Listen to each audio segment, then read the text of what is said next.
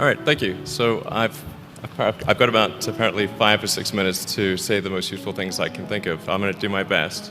It was suggested that I distill things down to three items. I think I'll go with 4, and I'll try. I think these are pretty important ones.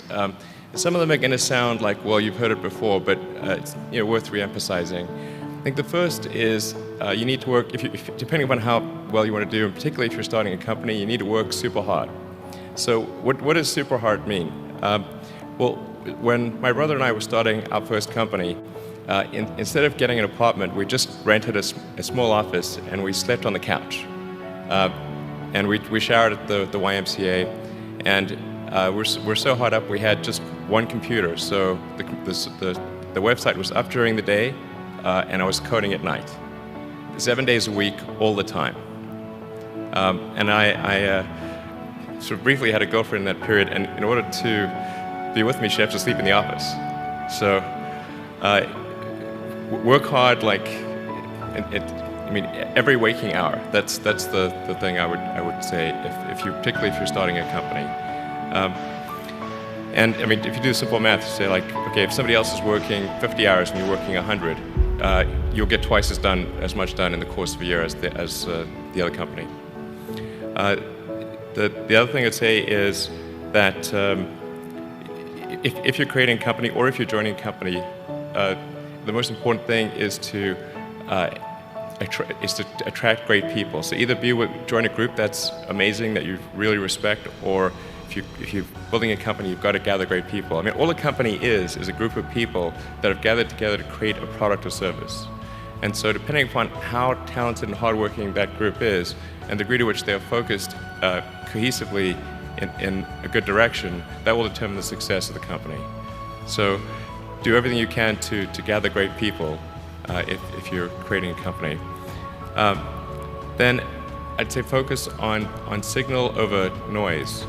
A lot of companies get confused. They spend money on things that don't actually make the product better.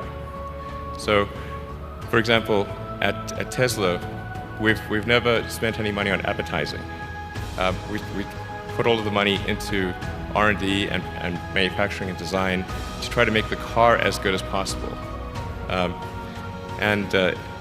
think that's the way to go. So, for any given company, just can keep thinking about, are these efforts that people are expending, are they resulting in a better product or service? And if they're not, stop those efforts.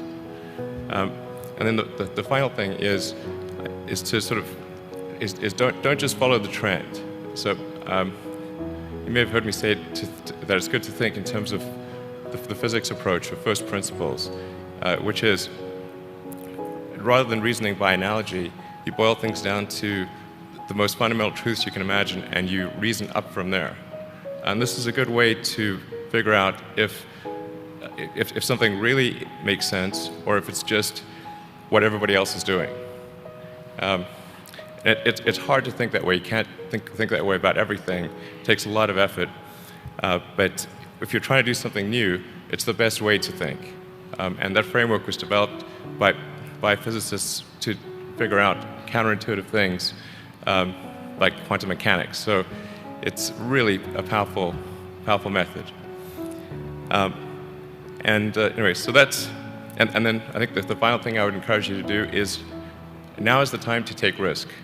You don't have, you don't have kids. Your obligation. Well, sorry. Probably don't have kids. But as you get older, your obligations increase. So and once you have a family, you start taking risk not just for yourself but for your family as well. It gets much harder to do things that might not work out.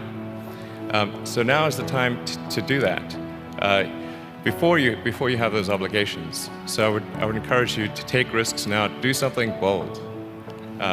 You won't regret it. Thank you.